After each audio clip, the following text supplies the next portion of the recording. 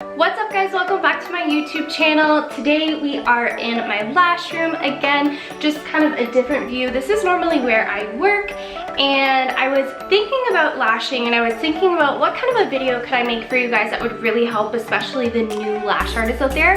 And my mind automatically went to mistakes that new lash artists make. So that's what we're going to be talking about today. These are mistakes that I made. These are totally normal things to happen. And hopefully after watching this video, it will help you to kind of move on from those things if you're doing any of them. So if you are new here, my name is Taylor. I am now a 6-time certified lash artist here in Ontario, Canada. I'm super passionate about lashing. I can't wait to get back to lashing, and I'm loving my YouTube lash family here. You guys are the best. And if you are new, make sure you hit that subscribe button down below. All right, so the first mistake that I'm gonna talk about that new lash artists typically make is worrying about how long your appointments are taking, how long your sets are taking. When you are new, the only thing that you should be worrying about, especially because when you're new, you're trying to glow.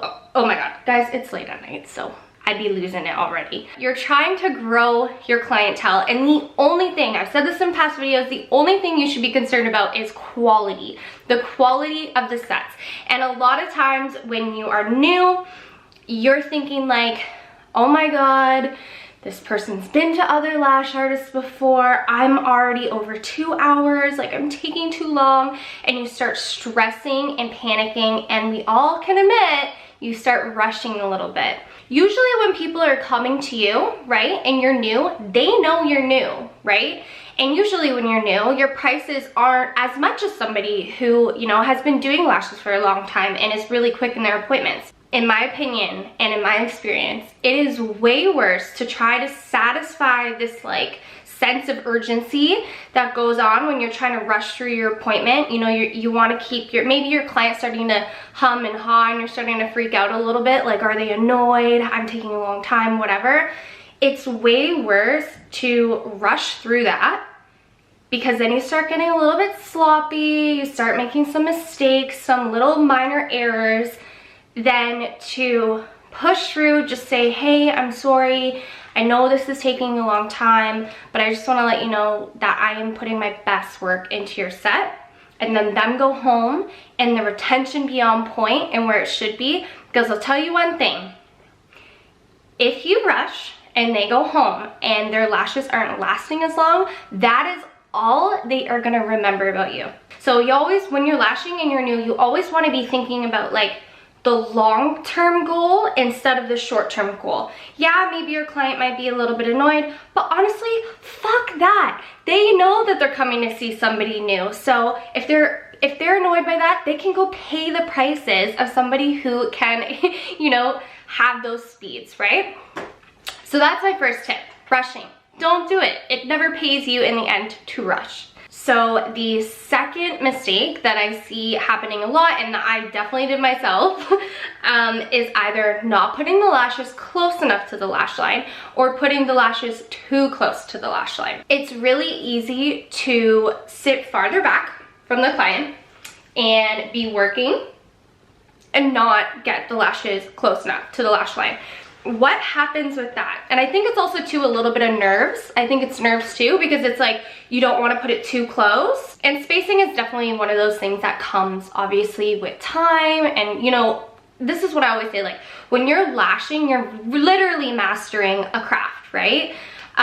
So all of this is just going to come with time and practice. Like as long as you're putting the time and practice, you're literally guaranteed for success. I swear to God.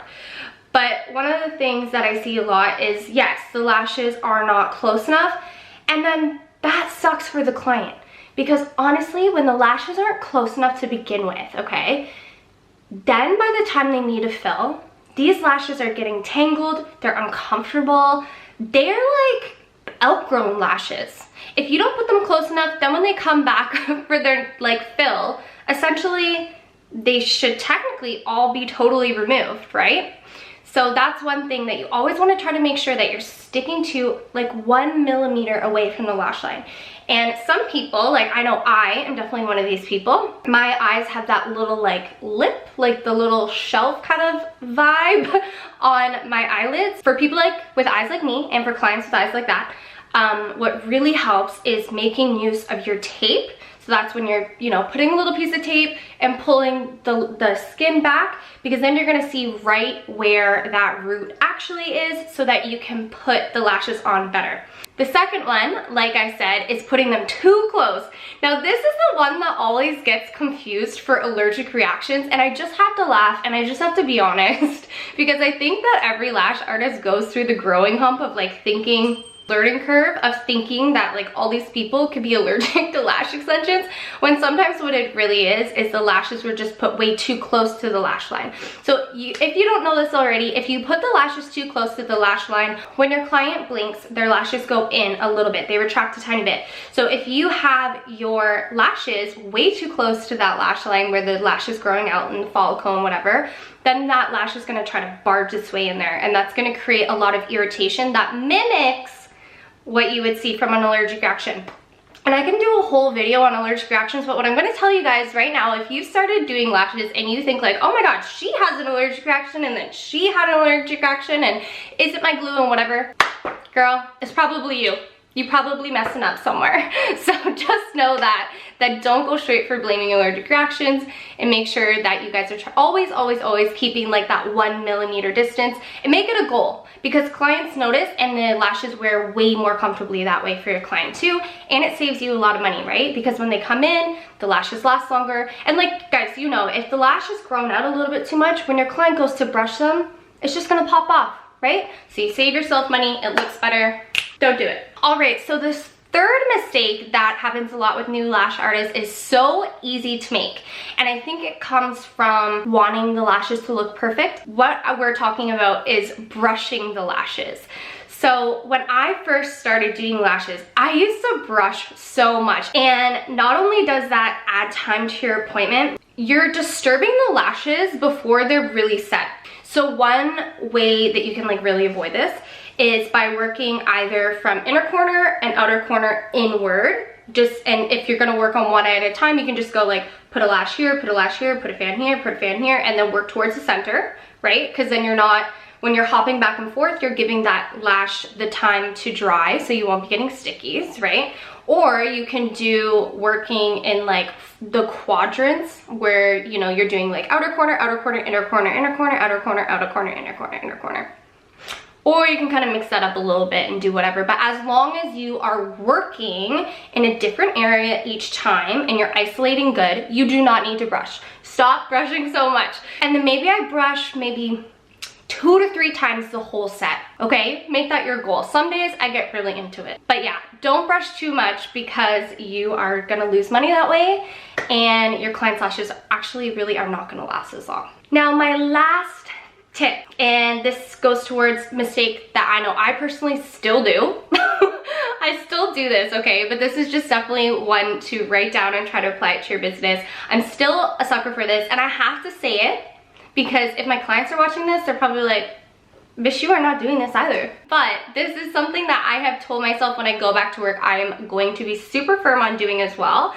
And I know that it was especially hard for me in the beginning just because I'm not like a salesy person.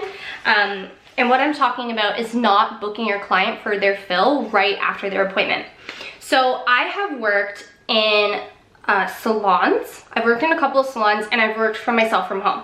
And just let me tell you guys, okay? I swear to God, half the reason salons are so much busier at times is because before that client leaves, she goes and she pays and she talks to the receptionist, who very confidently says, when are we booking your next fill, okay? And people always book their next fill.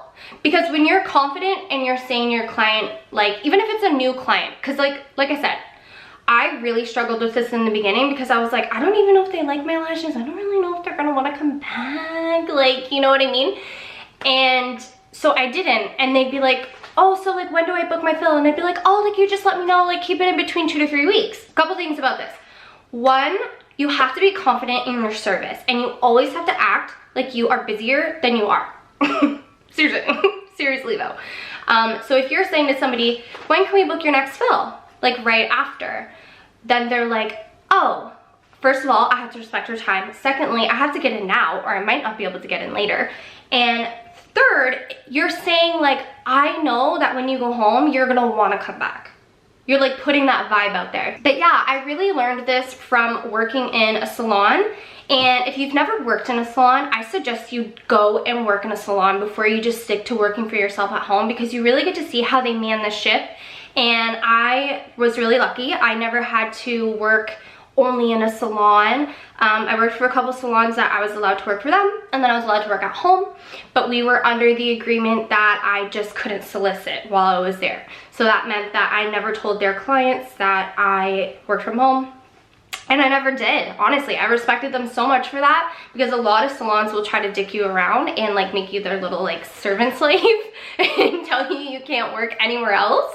And then the other problem too is like, especially once you start getting really good with lashes and the lashes start lasting, clients, they want to save money, right? Doesn't matter how much they respect you or like you or they miss you or whatever, okay? They want to save money. So they don't think that they need to come. If they look in the mirror and you have had grade A+++ retention and they see that they still have lots of lashes, to them, they're like, I don't need to come back. I don't need to come back right now. Like I've had to explain to my clients, you still have to come back between 3 and 4 weeks, because after that point, you're either gonna lose so many freaking lashes at once because all your lashes are gonna shed, right? Or they're gonna be so grown out that I'm gonna have to pop them off anyways. And then the next, and if I don't do that, and I don't have time to do that, then the next time then if we do your lashes the way they are and I don't have time to maybe fix all the outgrowns and everything, next fill, you're gonna be feeling really sparse. But yeah, so if you are new, again, my name is Taylor. If you like this video, please give it a big thumbs up.